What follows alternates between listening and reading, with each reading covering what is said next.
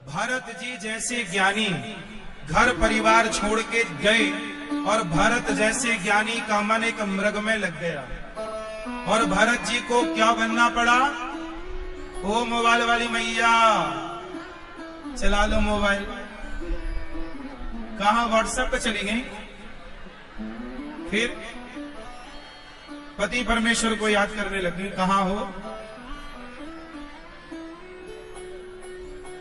सुनो, भरत जी जैसे ज्ञानी जो सब छोड़कर गंडकी नदी के तट पर गए, उनका मन कहां लग गया? एक मृग के बच्चे में। और जी महाराज, फिर क्या हुआ? वो मृग का बच्चा जब मरा तो भरत जी उस मृग का चिंतन करते करते भरत जी मर गए। मतलब जब भरत जी मरे तो भरत जी उस मृग का चिंतन कर रहे थे, मेरा मृग मेरा मृग। अब भरत जी जब मर कर गए तो यमराज जी ने कहा कि आप मृग का चिंतन करते आए हैं, इसलिए आपको मृग की योनि में जाना पड़ेगा। अंते यामति सागति। जो व्यक्ति मरते समय जिसका चिंतन करता है उसकी वो गति होती है। तो बताओ आप लोग किसका चिंतन करते हैं? क्यों भैया, आप मरते समय किसका चिंतन करोगी?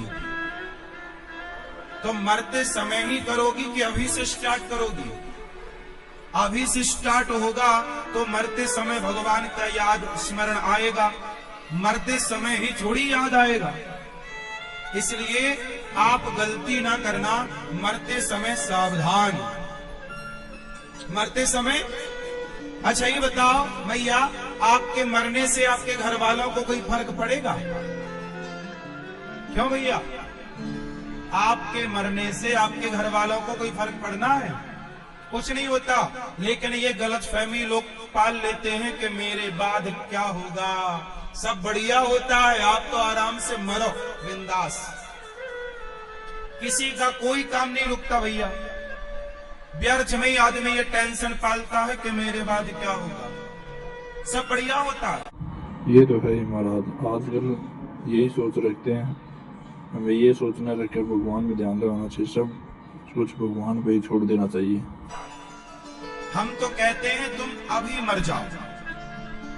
कैसे मर जाओ? अब ध्यान से सुनो इसकी भी कथा। मरने का मतलब क्या है? पहले तो ये जानो कि मरने का मतलब क्या है।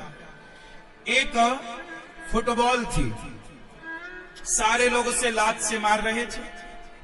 जब लात से मार रहे थे तो फुटबॉल एक साधु से बोली, महाराज कि हमें सब लात क्यों मारते हैं?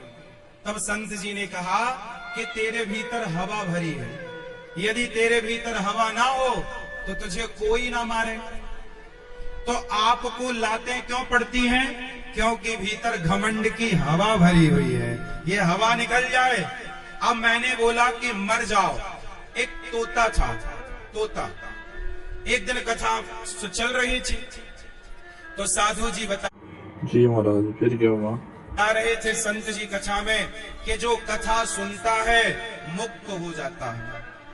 जो कथा सुनता है वो, बोलो, मुक्त हो जाता है। तोता सुन के कथा बड़ा प्रसन्न हुआ कि भैया हमने तो सुन ली, अब हम मुक्त हो जाएंगे। वो सीताराम सीताराम बोलने लगा। तभी पीछे से एक आदमी आया और तोते को पकड़ लिया। तोते को पकड़ के ले गया, पिंजरे में डाल दिया। अब तोता पिंजरे के भीतर पड़ा पड़ा कहे, गुरुजी ने गलत कथा सुनाई। गुरुजी ने कहा था कि कथा सुनोगे, राम राम कहोगे तो मुक्त हो जाओगे। मैं तो राम राम बोला तो पिंजरे में आ गया, मतलब कथा गलत थी। अब एक दिन क्या हुआ कि वहां पर वही साधु जी आए जिन्होंने कथा सुनाई थी तोते को। तो तोता बोला, गुरुजी आपने गलत कथा सुनाई, गलत कहा। गुरुजी ने कहा क्या बोला? बोले आपने बोला था कि सीताराम जपो मोक्ष पाओगे, मुक्त हो जाओगे। बोले मैं तो जपा, तो देखो पकड़ लिया किसी ने कि बढ़िया तोता है, राम राम जपता, पिंजरे में डाल दिया। मुझे तो बंधन मिल गया ना, मुझे क्या मिल गया? बंधन मिल गया। अब बताओ गुरुजी मैं क्या करूं? तब गुरुजी ने कहा कि तुझे मुक्त होना है? जी महाराज जी, गुरु जी की जो बताते हैं वो अच्छा बताते हैं। गुरु कभी भी अपने शिष्य को गलत शिक्षा नहीं देता। गुरु हमेशा अपने शिष्य को अच्छी शिक्षा देता है।